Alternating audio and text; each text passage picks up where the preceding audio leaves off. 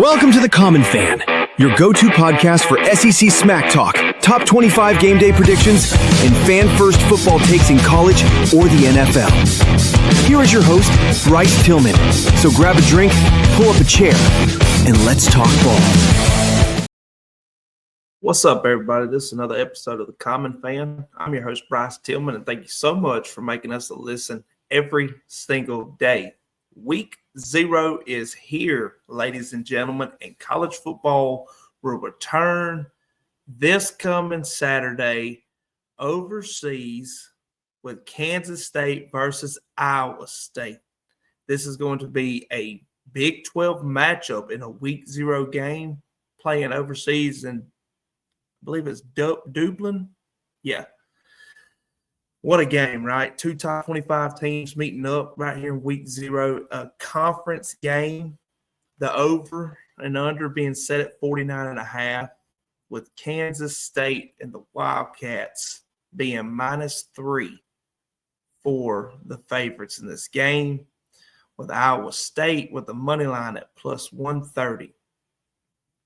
And last year we seen it, right? We had Georgia Tech going overseas and playing Florida State Week 0 in a conference matchup in the ACC. But, you know, to my knowledge, I can remember Florida State being ranked. This is before they had that terrible season. But I don't remember Georgia Tech being ranked to my knowledge. But 2 top 25 teams kicking it off this year for us on Saturday, August 23rd.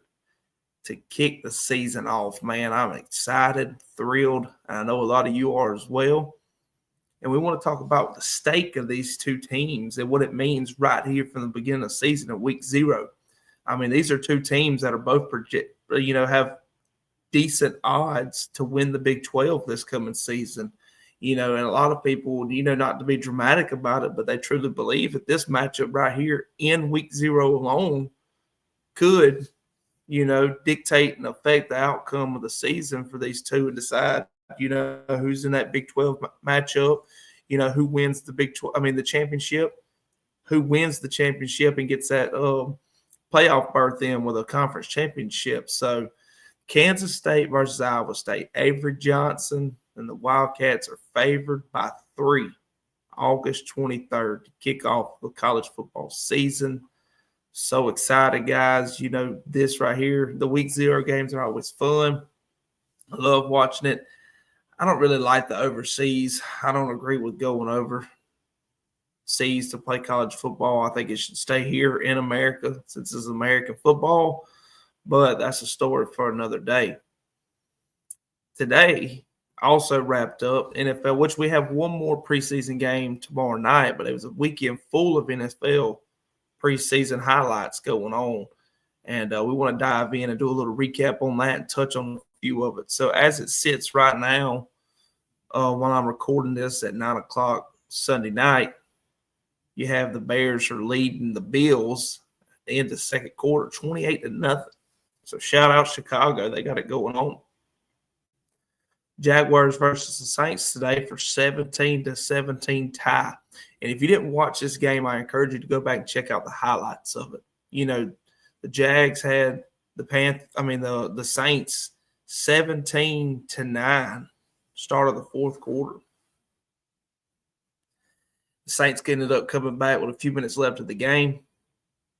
Spencer Rattler was in there. He takes him on an 80-plus yard drive to score a touchdown and then turn around and score a 2-point conversion left with like 20 seconds on the clock. And Jaguars get the ball back. Like I said, they had like 19 seconds left somewhere in there. Quarterback drops back, throw a pass, and it's tipped. The Saints intercept it and run it back all the way into their territory. And they didn't really look too close in it. To me, it looked like the runner got out of bounds with a second left on the clock. So had that been a real game, it would have been invested, a lot more. And the Saints could have had a chance to kick a field goal and win it. But just that quick, they tied it up 17-17 for the final of that game. And, go check out that last drive from Spencer Rattler. That was awesome. The Titans ended up beating the Falcons 23-20. Seahawks taking the Chiefs down 33-16. Dolphins over the Lions. This is a game I want to touch on a little bit. pull up the box score because Quinn Ewers came in and played a lot in this game and done pretty decent. He was 11 for 17, 116 yards and 2 interceptions. 2 touchdowns with no interceptions. So shout out the Longhorns' previous quarterback, Quinn Ewers, for getting in there and getting the job done as the Dolphins took down the Lions. The Packers take the Colts down 23-19. Patriots beat the Vikings 20-12. The Browns beat the Eagles 22-13. The Texans beat the Panthers 20-3. 49ers over Raiders 22-19. Ravens beat the Cowboys 31-13. The LA Chargers and the LA Rams faced off 23-22. The Rams won this game. And guys, check the highlights out from this game because Stetson Bennett went off. 28 for 40, 324 yards, 3 touchdowns with an interception. Comes back, final moments of the game to beat the Chargers and come out on top 23-22. Rookie Jarquez Hunter come in for the Rams and ended up rushing for 55 yards with his longest run of 11 yards. And Keandre Lambert-Smith, the rookie from Auburn, playing on the opposite side of the field for the Chargers, had 2 big grabs for 66 yards and the longest one being 37 yards. So some big rookies stepping up to the plate and doing a great job. The Rams win that 23-22. How about Jackson Dart with the Giants coming in, taking down the Jets 31-12. Jackson Dart had a good game there. See if I can get the stats pulled up right here real quick. But, I think that makes the Giants 2-0 in preseason. Let's see. Here's the stats right here. Jackson Dart was 14 for 16, 107 yards and a touchdown. So good job, Jackson Dart. All right, moving on along here. The Buccaneers take down the Steelers 17-14. The Broncos 27-7 over the Cardinals. It's another game I want to touch on real quick because Jarrett Stidham done very, very well in this game today. He was 16 for 23, 240 yards, 2 touchdowns. So shout out Jarrett Stidham on a great game to get the Broncos that victory. Let's see here. And then tomorrow, as I said, the Bengals will take on the Commanders, which as this is recording, this is Sunday night. So this will be a Monday night game. This episode will drop on Monday. So, and, when y'all listen to this later on this evening, you got a preseason game to look forward to. So check it out, Bengals versus Commanders. All right, so we've been rolling right along in it. We've been doing the SEC predictions every day throughout the week, and we have 2 SEC teams remaining, and we're going to tackle both of them today with the Texas A&M and the Arkansas prediction. So I'm going to jump right in it, and we'll start right here with Texas A&M, go over their regular season schedule, and I will give my prediction on this. So open up the season at UTSA. The in-state game will be played at College Station. I'm going to give them a win there. That's going to put them at 1-0 for the season. And then the following week, they start out with Utah State. I'm going to go ahead and give them that win to there. Not sure we really need to elaborate this. But this third game of the season, right, is Notre Dame, and it's at Notre Dame. Notre Dame come to College Station last year to beat Texas A&M. I like this matchup. Notre Dame's got a new quarterback coming in, and, as I've been reading and seeing, they're still not sure who the definite starter is for this game. They got the best running back core probably outside of, they're probably top 3 in the country, Notre Dame. So I really like this Notre Dame team. I think they'll be deep into the playoffs again this year. But I think that Texas A&M goes to Notre Dame and wins this game, and that's going to put them at 3-0 in the season, starting out hot. So give me Notre Dame to beat the Irish. The following week, or they have an off week, and then the following game would be Texas A&M versus Auburn. And look, I've said it, talking about Auburn's schedule and all. I think Auburn's roster is very, very similar to A&M's right now. I would actually give Auburn a little bit better roster than A&M, but I like what Mike Elko's doing. I like the defense. And I like Marcel Reed. But I just think that if Auburn's clicking at this point of the year, that means they've went on the road to a tough Baylor team and beat them, and they'll be Ball State and South Alabama next. They should win them. So if they're clicking and they're 3-0 up to this point, and they're going to College Station to play A&M at 3-0, I like Auburn winning this game. So give me Auburn beating Texas A&M at College Station, which would put A&M at 3-1 on the season. Following week playing Mississippi State. I like what Jeff Lebby's doing there. You know, we spoke highly of them on this show. I just don't think that the roster and the physicality can match what A&M's got over at Mississippi State. So I like Texas A&M winning this game, and that's going to put Texas A&M at 4-1 for the season, playing Florida at home. And listen, this Florida team, they're no slouch. They're not slacked. They're loaded with talent. DJ Ladway is phenomenal. If he's healthy, then you know Dallas Wilson, if he returns and he's healthy, and Billy Napier knowing that he's got to make something shake at Florida this year, even with it being at the 12th man, I like Florida winning this game, putting Texas A&M at 4-2 on the season. October 18th is at Arkansas. I think this is Sam Pittman's last year. We're going to dive into Arkansas' schedule next. But I'm not really going to elaborate on it too much just because we're fixing to talk about Arkansas. So I got A&M winning this game, putting them at 5-2 in the season, going to LSU next, October 25th at LSU at Death Valley. LSU's team is phenomenal. Garrett Nussmeier is the best returning quarterback in the SEC, in my opinion. That, by the way, guys, if you haven't already liked and subscribed to this channel, we're going to be dropping our SEC predictions this coming Wednesday show. We're breaking down who we think is going to win the SEC and who we think is going to be the best quarterback in the SEC post-regular season. So, but what I was saying is I like LSU.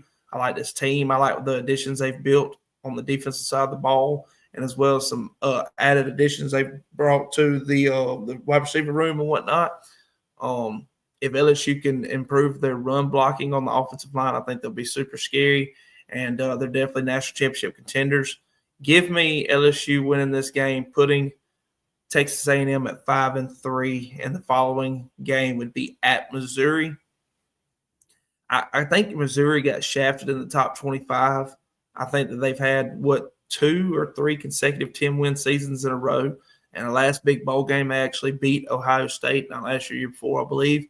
So I think they got shafted in the preseason polls, but I also don't think that Missouri is the same team that they've had the past 2 years. I think A&M wins this game at Missouri, and I will put A&M at 6-3. Then the following game will be against South Carolina, November 15th. Look, everybody knows how I feel about South Carolina. I think this team is loaded with talent. I think they're juiced. I think they've got everything they need. Norris Sellers is a dynamic freak athlete. I have South Carolina winning this game, beating Texas A&M, and that would put A&M at, what did I say? 1, 2, 3, 4, 5, 6, and that they would have 6 wins and 1, 2, 3, 4 losses. 6-4 going in to play Samford. I'll give them the win there. Put them at 7-4. And then to end the season against Texas. Texas is too dominant on both sides of the ball, especially defense. It won't even be close. I'm sorry. I know it's a rivalry between the two, but give me Texas win this game, finishing Texas A&M season at 7-5. Could be 8-4. There's a swing game in there. I'm just not sure which one it is. And I think if I had a pinpoint a game that I think is a swing game for A&M, it's the Auburn game. So you beat Auburn, I think you're sitting at a good 8-4 season. If you don't, you're looking at 7-5 down the barrel. All right, so, we've covered Texas A&M. We're going to click right here and go into the Arkansas game. Get that schedule pulled up right here. And so, by the way, like I mentioned earlier, while this schedule's loading, Wednesday's show will be the SEC full predictions between me, Cameron, and Kyle, if I can get both of them on with me. They had some things come up tonight. That's the reason why they're not here. But we'll rebound and get them back, and we're going to do our SEC predictions Wednesday.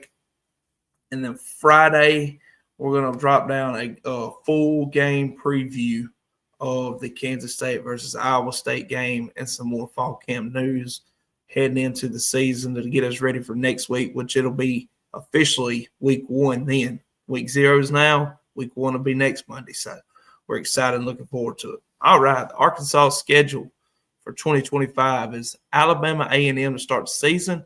Give me Arkansas winning that game. Arkansas playing Arkansas State next at Arkansas. Give me Arkansas starting the season out 2-0. Arkansas traveling to Ole Miss September 13th. I think this is a really sneaky matchup between these two teams. I just think that Ole Miss has got a better team all around than Arkansas, and Lane Kiffin is a better coach than Sam Pittman. I like Ole Miss winning this game, putting Arkansas at 2-1. This game right here, next, could be a trap game between Ole Miss and the following week after this specific game. If it's mentioned, they got to go and play Notre Dame at home. But this game at Memphis, in between Ole Miss and Notre Dame, that's a sneaky game right there. Arkansas should win this game. But if they're overlooking Memphis to get ready for Notre Dame coming to their house to play them September 27th, it could be, it could get ugly and Memphis could upset them. But right now, as it sits in the season, I have Arkansas beating Memphis, putting them at 3-1 versus a Notre Dame coming into Fayetteville to play the Razorbacks. And I just think that on both sides of the ball, defensively and offensively, Notre Dame outmatches them every way possible, including coaching. And I believe that you will be looking at Notre Dame winning that game, putting Arkansas at 3-2, going to Tennessee. Look, Tennessee is going to regress from what they were last year, but even that team last year got upset by Arkansas. I'm not sure what to take of this game, but I do know that Tennessee's got it circled on their calendar, and they're going to be ready for Arkansas. And I just don't see Arkansas being able to take Tennessee down in Knoxville at K-Town, as they call it. So give me Tennessee winning this game, putting Arkansas at 3-3 on the season versus Texas A&M. I just touched on this a while ago. I've got A&M winning this game, putting Arkansas at 3-4. October 25th versus Auburn at home. Look, Auburn got beat by Arkansas last year. A lot of turnovers in that game. The rosters are not even close with these two programs, but typically the road team plays better in this rivalry between Arkansas and Auburn. They've played for each other for many years. I've kept up with it being a diehard Auburn fan. Auburn typically plays against Arkansas better when they play at Fayetteville, and I don't see it changing now. Give me Auburn winning this game, putting Arkansas at 3-5 on the season. November 1st against Mississippi State. This is a game that Jeff Lebby's going to need really bad, and I think at this point of season, if Arkansas is at 3-5, I don't see Sam Pittman still being the coach there. I think things are going to go really south really quick for Arkansas, putting Mississippi State to win over this, and that would leave Arkansas being 3-6. At LSU, November 15th, as I just said, things are going to get downhill for them. I got LSU winning this game, putting them at 3-7. Following week, they got to go to Texas to play the number 1 ranked team right now. I'm not sure what they'll be at that point of season, but they're having to play them in Austin. Texas dominates Arkansas at every aspect of the game. I think this is going to be a bloodbath. That will put Arkansas with another loss, putting them in week 12 at 3-8. And they can finish the year with Missouri on a win. I just don't see it happening at that point. The season's pretty much gone for them. So I have Arkansas losing to Missouri, putting their final schedule record in 12 games at 3-9 for the season. So Arkansas fans, don't kill me. Don't come at me, or come at me in the comments. Let me know, man. Tell me if I'm way off or if I'm way right. Let me know what y'all think. Drop like, subscribe, drop comments. Let me know. So before we get off here and wind up this show on a Monday recap, just a couple things from fall camp coming out this week that I wanted to touch on. Number one on my list is being Marcus Freeman talking about how he's still not sure about who his starting quarterback is going to be for Notre Dame, right? I get the whole iron sharpens iron thing, but let me look up their names real quick. Who is the QBs for Notre Dame? I had it listed right here, but I just completely just went blank. CJ Carr, Kenny Minchie, that's the two that I've been seeing that they're really in a battle with each other. I think that CJ Carr will take this, but it's good to hear that Kenny Minchie is right there behind him, pushing him and striving and forcing him to have to be better day in and day out, or Kenny's going to get the job. So the way I'm interpreting it and the way that I've been reading and seeing from everybody is both of them are good and they're not really separable, but Kenny's pushing CJ Carr to be better. And if CJ Carr slips one time, Kenny's there right behind him to take his spot. So I like it. I don't really worry about Notre Dame. I think they've got a great program, and Marcus Freeman's a heck of a coach.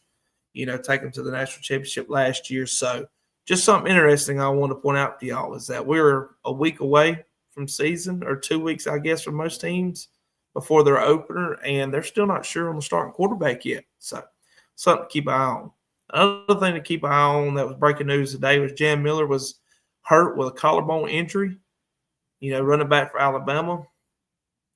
They know for sure that he will be out the first couple games of the season, which they opened the season against Florida State. So tough loss for them there. Jan Miller was going to be a very, very impactful running back for the Crimson Tide. They're saying they're looking for him to try to return by the Georgia game, and it could be sooner. So speedy recovery for Jan Miller, and Alabama will be fine. I still think they beat Florida State week 1, but huge blow for the running back room there because Jan Miller was supposed to be the workhorse for them this year.